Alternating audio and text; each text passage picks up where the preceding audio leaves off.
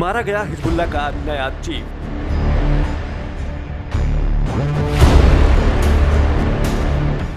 छियानवे घंटे भी नहीं संभाल पाई कुर्सी।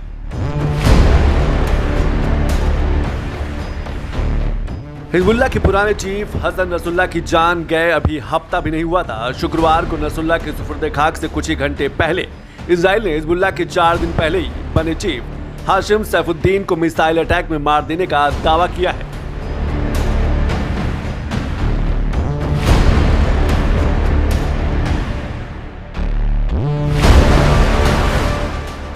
मिसाइल अटैक की वही तस्वीरें हैं जिसे लेकर इजराइल ये दावा कर रहा है कि हाशिम सैफुद्दीन को उसने हमेशा के लिए जमींदोज कर दिया है।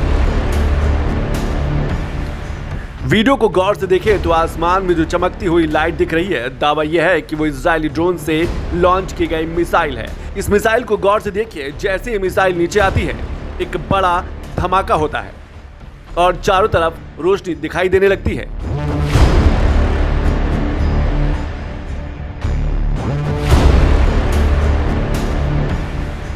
इजराइल ने दावा किया है कि बैरूत में हाशिम सैफुद्दीन को टारगेट कर ड्रोन से मिसाइल हमला किया गया। हमले के वक्त सैफुद्दीन बिल्डिंग के बंकर में मीटिंग कर रहा था। बिल्डिंग दक्षिण बैरूत में थी। हमले के बाद मलबा बनी। हमले में हिजबुल्लाह का एक और बड़ा नेता महमूद यूसुफ अनीसी भी मारा गया है।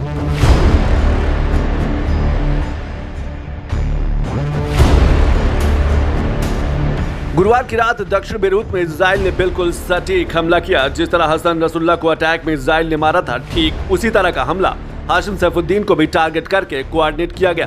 बताया जा रहा है कि हाशिम भी नसरुल्लाह की तरह ही ऐसे बंकर में छिपकर अपनी साजिशों को अंजाम देने में लगा था, जहां ना तो बम का असर होता है ना ही बारूद का। लेकिन इजरायली सेना ने यह बात अच्छे से जानती थी, तभी तो इजराइल ने बारूद के गोले दागे, ना ही मिसाइल बल्कि उन शक्तिशाली ड्रोन का इस्तेमाल किया जो एंटी बम बंकरों को भी एक झटके में ही तबाह कर देते हैं। हमला कितना ताकतवर था इसका अंदाजा इसी बात से लगाया जा सकता है कि दक्षिण बैरूत में जिस इमारत पर हमला करके सैफुद्दीन को मारा गया वो अब खंडर में तब्दील हो चुका है।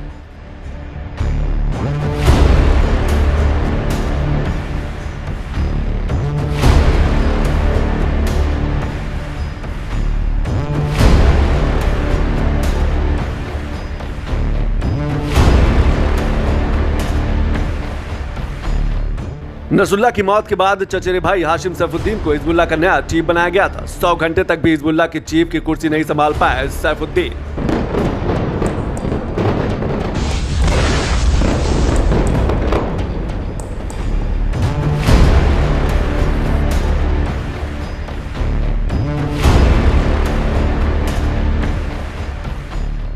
इजराइल ने कसम खाई है कि हिजबुल्लाह के नामो निशा को खत्म करके ही दम लेंगे। हिजबुल्लाह का ना तो धड़ बचेगा और ना ही जड़। और हिजबुल्लाह को निशाना बनाकर हो रहे हमले बता रहे कि इजराइल फिलहाल शांत होने की मूड में नहीं है।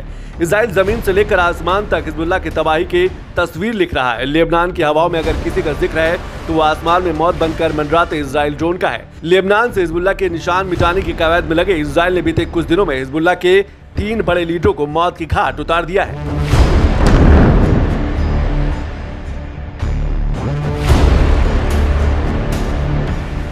सीरिया में नसरुल्लाह के दामाद हसन जाफर कासिर को मारने का दावा। 27 सितंबर को इजराइल ने लेबनान की राजधानी बैरूत में नसरुल्लाह को मार गिराया। 3 सितंबर को इजराइल में बैरूत में नसरुल्लाह के चचेरे भाई हाशिम सैफुद्दीन को ढेर कर दिया। इजरायली सेना ने जब लेबनान में हिजबुल्लाह के खिलाफ अपना जमीनी ऑपरेशन शुरू किया था तो हिजबुल्लाह के आतंकियों ने इजरायली सेना को एक बड़ा झटका दे दिया था। हिजबुल्लाह ने इजरायली सेना के 8 जवानों को मार गिराया था, जिसके बाद इजरायली पीएम ने अपने सैनिकों की मौत का बदला लेने की कसम खाई थी।